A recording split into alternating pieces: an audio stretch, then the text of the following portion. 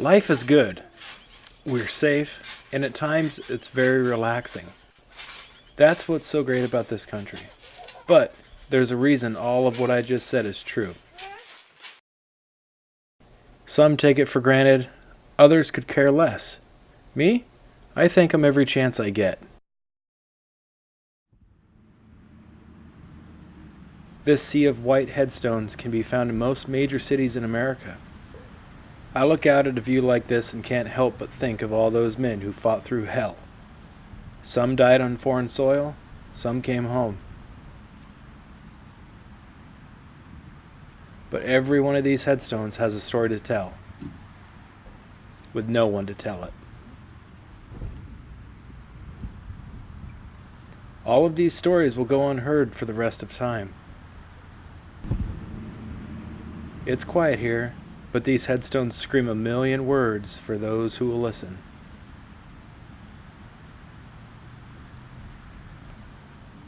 These were my heroes growing up.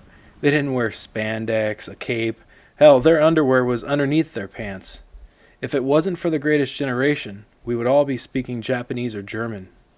That's why telling the stories of those we have left is so beyond important to me. We are losing these heroes too rapidly.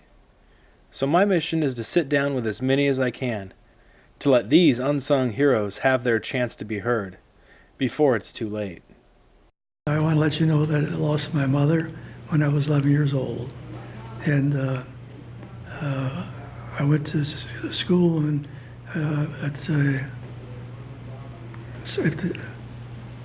because of the, I'm getting there, listen. My dad was the breadwinner of the house at the time, and he had 5 children to support.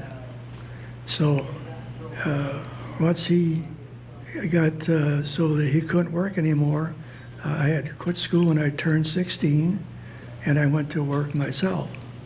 So then while I was working myself, at 16, I went to the Navy recruiting office, and I attempted to join the Navy.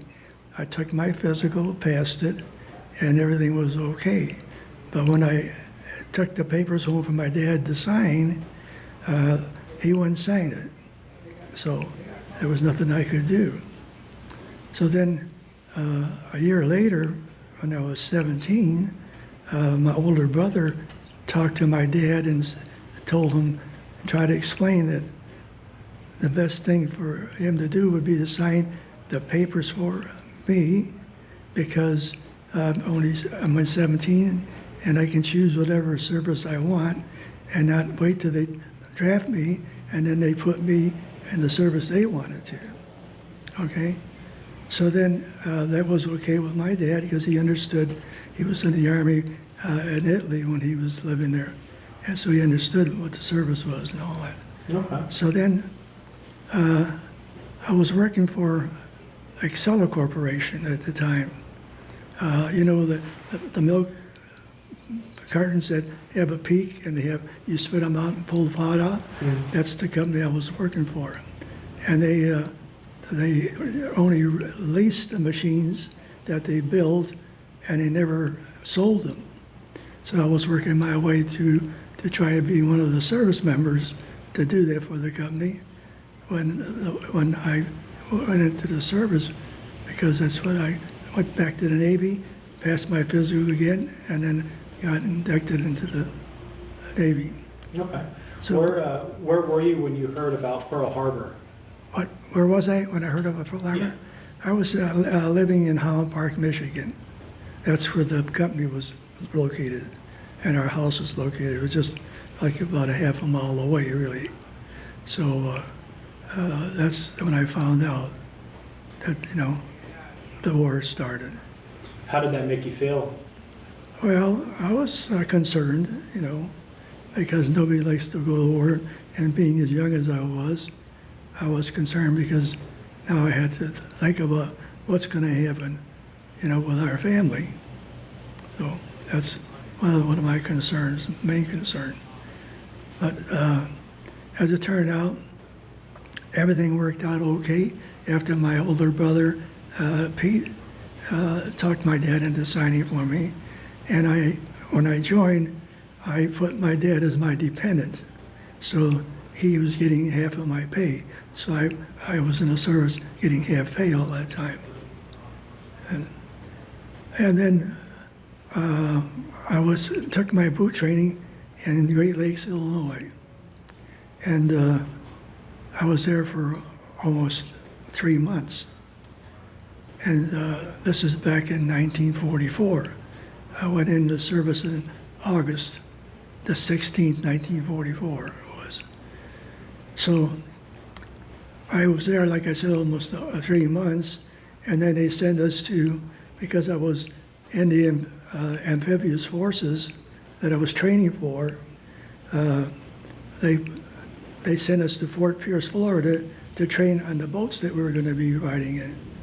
And those were the LCVP boats, which meant landing craft vehicle personnel. And I ended up being the gunner on one of those. It's a small boat that lands on a beach and runs the ramp down where the troops can get off and run the beach, you know. Mm-hmm. And we carried also supplies and equipment for what we carried. Okay. And then what was it like saying when your dad finally signed the papers? One of the things during this training period, that wasn't the end of it. After we got through at Fort Pierce, Florida, they sent us to Providence, Rhode Island. And so that was 3 different states that I took training in and spent almost 3 months, over 3 months, just, you know, taking training. That's how little they needed us at the time, that period.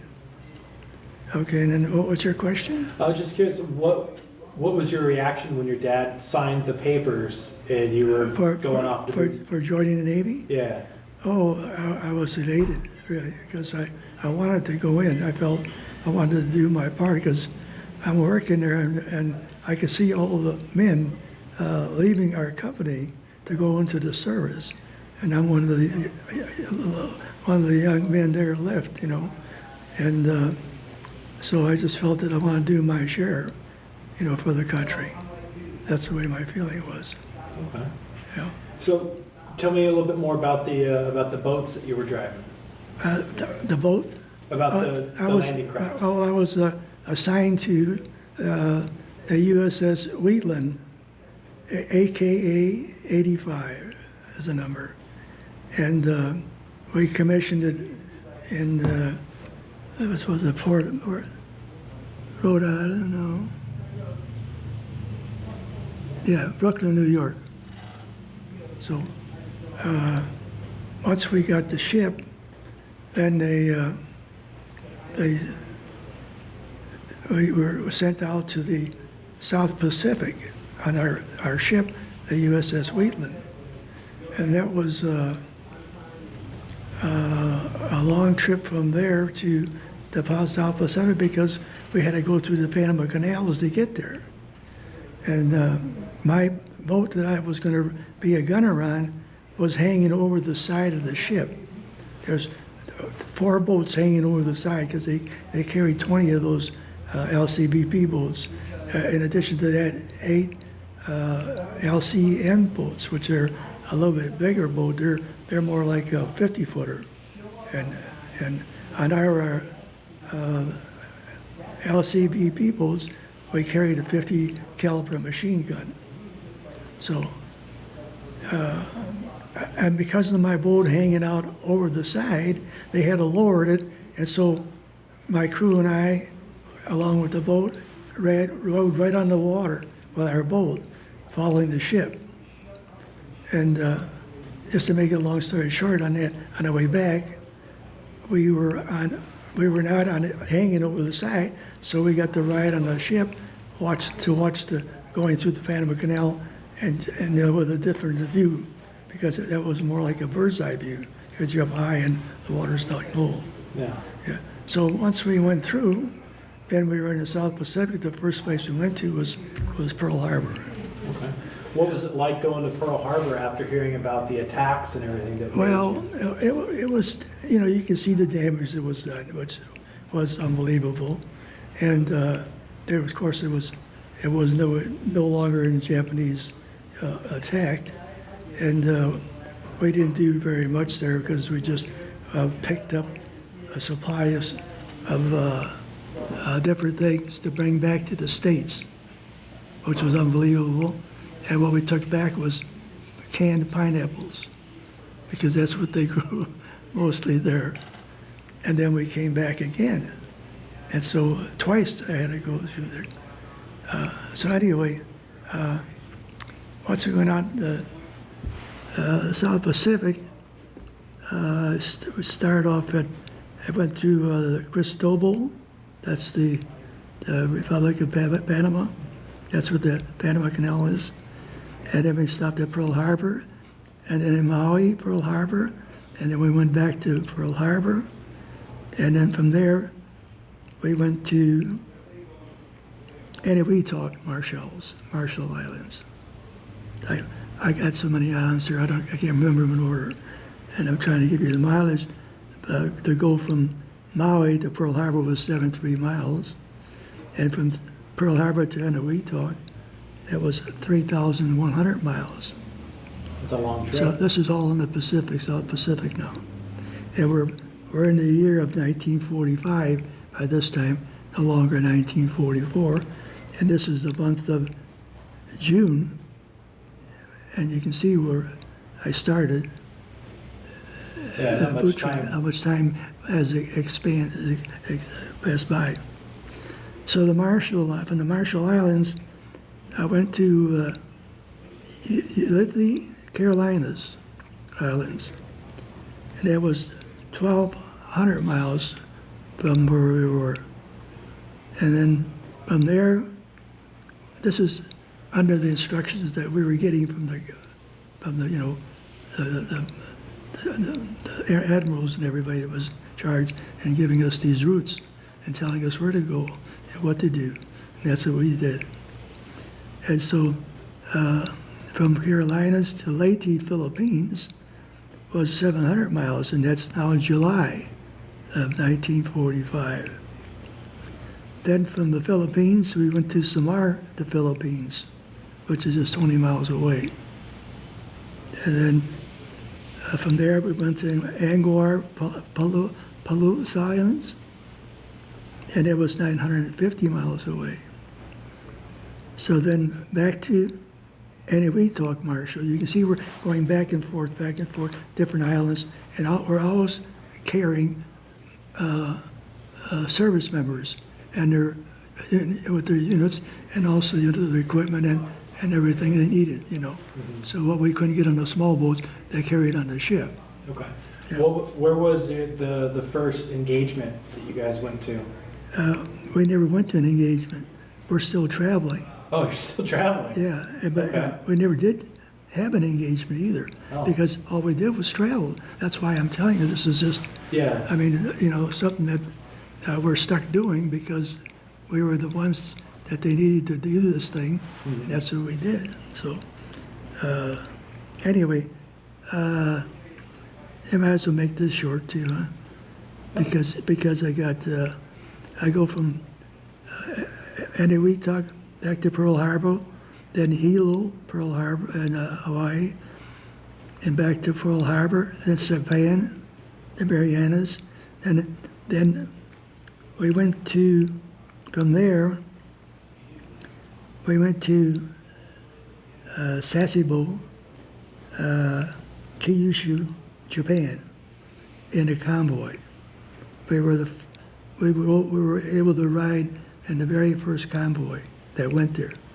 That's the only time, and all that time I was out in the sea, that we ever had anybody with us. We were always traveled alone. We were always, and several times we were in dangerous waters. We had to zigzag the ship because we were too close to the enemies, you know. That must have been nerve-wracking, Yeah, right? and they put us on general headquarters when we were in those dangerous waters because we had to be alert. And we didn't have anything happen except one time we had an incident that did happen. when we were alone, and it was an airplane came by, and as it got even with us, they were in the air, you know, and they started to circle us. So they circled us once, and everybody was keeping an eye on them. They keeping all the guns aimed at him, and he circled the second time. And when he circled the second time, the commander in charge of the ship, he said, the next time around, open fire. But there was no next time around, because after that second time, when he completed it, he just flew off. So he must have recognized us as being, you know, not an enemy, I would think. So that's the only thing that really happened. Mm-hmm. But, okay, and then, but once we left Japan, we went to Subic Bay, the Philippines again, and Manila, and Lingayen Gulf, all in the Philippines, 3 different places that we touched shore. And then back to Sasebo, Japan, the same place. This is the second largest Navy base they have. At that time, the first time we were there in that convoy, we weren't allowed to go ashore. So we just backed off and went back where we came from. But the second time, in this journey, they left us off the ship and go onto the Japan island. So, doing so, we couldn't carry any weapons with us, no guns, you know, things like that, or rifles or whatever. But they did allow us to carry our knives, and we always had to go out in groups of 4 or 5, never alone. And so, the places that we hit and were interested in was trying to get going through the warehouses. I picked up quite a few souvenirs, Japanese souvenirs, including rifles. Was there anyone around, or was it just empty buildings? Well, we didn't see anybody hardly, because where we went there was nobody there. They were afraid of us almost as much as we were afraid of them, you know, because we couldn't trust them. So that's what happened, and then it's. But I got flags. I got a rifle, bayonet. I got taps, you know, you make threads with and stuff like that. Tools, and different ornaments and things like that. I brought back. I would call it a dagger, or not more, because it's only about, I'd say, what, less than 2 feet, about maybe 18 inches long. And I brought that home with me. And then, well, I'll tell you a story about that. Remind me to tell you a story about that day. And then, now from Japan, after we got through going through the warehouses and stuff, we went to Buckner Bay, Okinawa, and then back to Guam, Marianas. And then from there, we came to the States, and we were supposed to go to San Francisco, but because there was a union strike in San Francisco at the where the ships were, you know, and so they sent us on to Washington, Seattle, Washington. So we were only there 2 days, and the strike was over. So then they sent us to San Francisco, and that was only 12 miles away from where we were in Seattle. Now, you won't believe this. Once we got to San Francisco, we were there 10 days, and then guess where they sent us? Back out to the Pacific, out to the Guam. That's another 5,023 miles. And we made that trip twice. This was, up here was 4,685 miles. But, and then we went to Saipan, back through the Panama Canals, and back into the States. Wow. Yeah. So were you What was your guys' reaction when you heard about the Indianapolis being sank? My next what? What was your guys' reaction about the Indianapolis being sunk? Oh, well, we were just as curious as all the other, tourists that were going there to see it, and that's what we wanted to do. And we were allowed to do that, so it was just a shame, we knew what had happened, because it was all over the radios, TVs, everything. And so it was, most people knew what happened to it and how it happened. And they're all, what can I say, sad about it, and there's nothing to be proud of. But I noticed when I was there after the war and went back to Pearl Harbor myself to view that thing,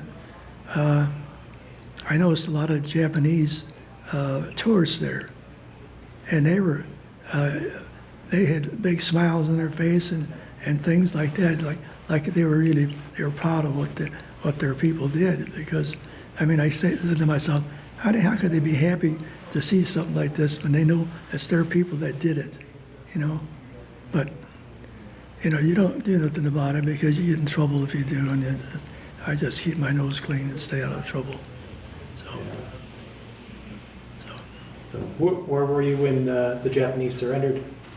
Where was I? Yeah, I was in Pearl Harbor. that's I kind was of in cool. Pearl Harbor, and I'm glad you asked, because I brought home 9 newspapers with the headlines all about the surrendering of the Japanese, and I brought those home. I have those too. Printed in Pearl Harbor? Yeah. That's Pearl cool. Harbor, yeah. Yeah, so I got those too. Okay. So, but, I had no choice. Like, none of us had a choice aboard the USS Wheatland, because we were just stuck on that ship. This is what they want us to do. This is what we had to do, and this was our mission. So that's it, And most time, when people know I'm a World War II veteran, they expect to hear some, things maybe where they fought in Italy, they fought, and at different, like Wake Island and all these other places that they fought at, and they're expecting something like that. But everybody doesn't go through that stuff, No, they don't. But I wasn't sorry. I'm thinking to myself, maybe that's why I'm still here, because I didn't go someplace where I was going to get my butt shut off, Yeah. So I didn't think nothing of it, really. I know that I did what the country wanted me to do, Mm-hmm. and that's all that matters to me. That's all you can Yeah. ask for. Yeah. Yeah. Okay.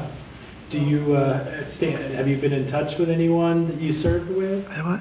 Are you in touch with anyone you served with? I'm not understanding what you're saying. Are you still in touch with anybody from your ship? Intoxicated? No, are you still in touch? with Oh, in someone? touch. Yeah. Oh, I was until, I'm telling you, that's a few years now. I had this one friend, his name was Bill Gibbia, and he was the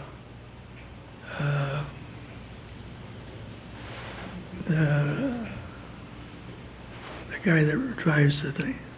Okay. I know the name, but I can't think of it. But, because there's an engineer, there's a gunner's mate, there's a signal man, and the one that drives the boat. Okay. And that's what he was. And I was able to be discharged before all my teammates, my shipmates, because of my dad. And because I had him as my dependent, I had an extra 10 points given to me just for that reason. And everybody else had to go through a point system and reach a certain level before you can get discharged, even after the war ended. So at that time, they were actually promoting a lot of the fellows just to keep them in. And I couldn't do that because I had too much responsibility, taking care of my dad, and I'm only getting half paid. I know he's only getting half paid. I'm wondering how he's getting along. But in those days, money was, nothing. You got nothing. I mean, I think just getting half pay, well, to give you an idea what money was worth, for a full week's pay working for the Sella Corporation, you know how much pay I got? $58. That was my whole paycheck for 40 hours work, $58. Wow. At that time, gas was 10 cents. I got 10 gallons for $1. You go to the show, it's 10 cents. A piece of licorice almost 3 feet long, when you went to the show, you bought that, was 1 penny. I mean, that's the value of the dollar in those days. So that's another thing, it's just, but we got through it. And I went back to work for Excella Corporation because they had a promise that they would return my job to me when I returned. And in those days, they did that. Now I understand that sometimes they don't even do that anymore. They don't guarantee a serviceman's job when he comes back. But maybe they do, I don't know. But I think I heard where they don't do it sometimes. And I think I got that idea because it was in some of the movies. And whether that was a real statement or not, I'm not sure. But so you'd have to check into that. Yeah. But, okay, and then now, one of the things I wanted to tell you was about this dagger, or what would you call something that long? A knife, a bayonet, something like that. Yeah, a dagger or a sword. Well, so anyway, I still have the paper at home. I get the Press Enterprise. I get it now. So I still get the Press Enterprise. And this came out in that one of their issues for local. And this one person, military person from the World War II, he had the exact same sword that I have, exact same one. And they were interviewing him in Hemet. He lives in Hemet. And they were asking him about that sword. And he says, well, the reason why I got it, because we kind of befriended a couple, citizens over there, and got kind of close to them.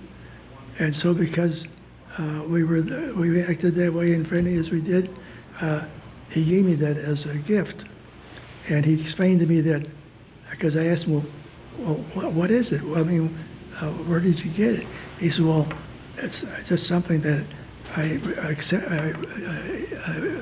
he got, and he wanted to give it to him, and that he thought that this was one that a Japanese man would commit suicide with, or carry, and that's what he thought it was, because it's got a fancy handle on it. It's got a nice, like, diamond thing, line that goes around the handle. Oh, okay. It's got, where you, it's got where you stop, your hand stops on both sides. And then it's got a golden tip on the end of the point. And when I saw that in the paper, I said, I got that same thing. So I'm looking to see what else he did, and they didn't even put a price on it. So being courteous and seeing how much it is worth, because I didn't have one, I had 4 of those. I brought 4 of them home because I had 4 children. And I didn't know I was going to have 4 children. I wasn't even married yet. But I gave, one was for each one. And then I got in touch with the reporter, and I asked him what was the money value, for that dagger. He says, well, I wasn't able to find out. I tried to look it up and see if I could get the information that you're asking about, but he says I wasn't able to do that. So, and I haven't been able to do it either, so I don't know why, but maybe I went to a Japanese collector, because there's a lot of collectors that collect that stuff now, at the war, and about the war. And I'd find out how much it is. Absolutely. But I still don't know. Yeah. But I still have the daggers. Yeah, that's a cool trophy. I got a gas mask. I bought a gas mask back home, Japanese gas mask. And I got other things I just don't remember. I'm talking about, 70-some years ago. And I got them all in my suitcase. And I got pictures, and I got one or two flags. One looks like it went through part of the war because it was all shot up and everything. I got one has the sun on it.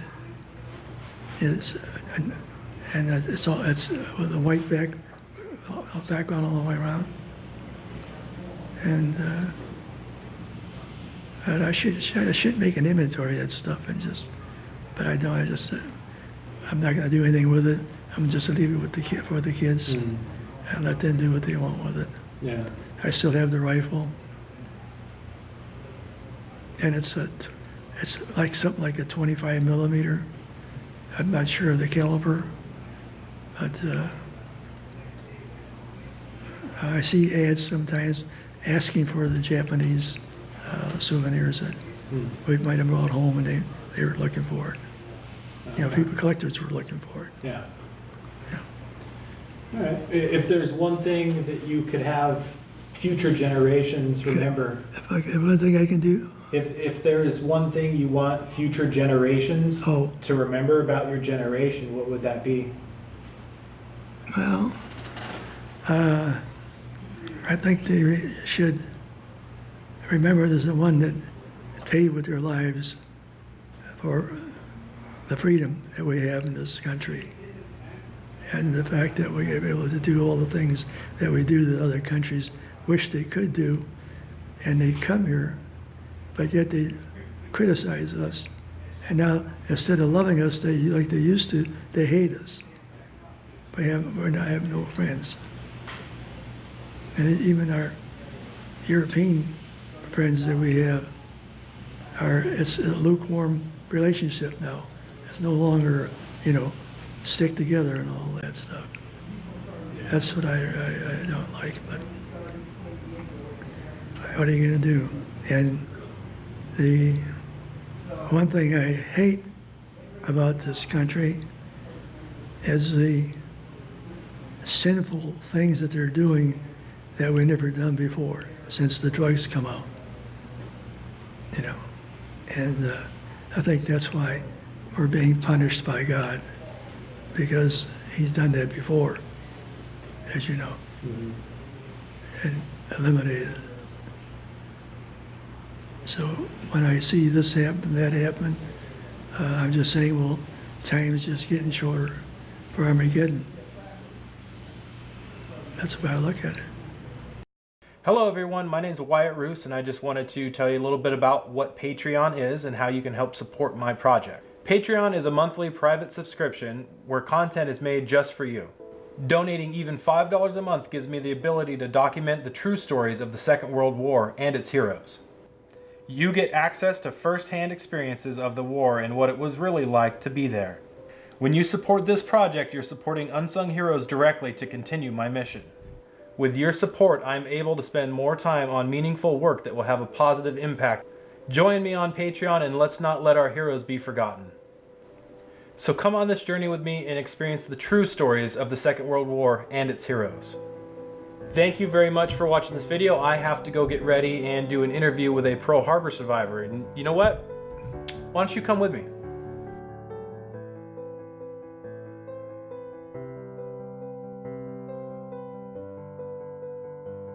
So I always start off my interviews asking where you were when you heard about Pearl Harbor, but you were actually there, weren't you? Right. Right, okay. Right aboard the West Virginia. So how did you not only survive Pearl Harbor and World War II, and then also you're what, 96?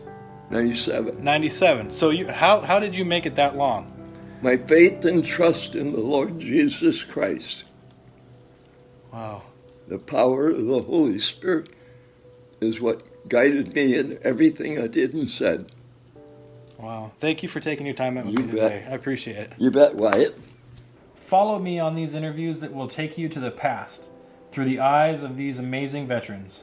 For full interviews and to donate to Unsung Heroes Project, please visit the link below. Your donations, likes, and shares, and social media support are greatly appreciated.